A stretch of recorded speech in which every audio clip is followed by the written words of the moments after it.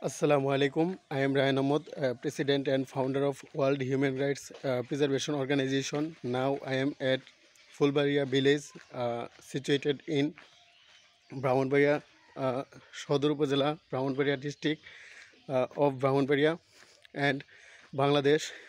I am working to ensure human rights, peace, justice, education for all people of the world. I invite and urge peace among Palestine, Israel, India, Bangladesh,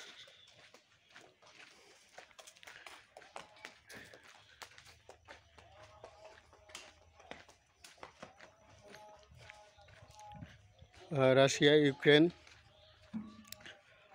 It is my vision to educate the whole people of the world. That's why I am working for that. Uh, the people of Bangladesh are mostly poor. I want to remove poverty from Bangladesh and around the world. কোন ক্লাসে পড়ো? Uh, I have a dream to make the world great. That's why I am working for that. Whenever I will go to America, Canada, Russia.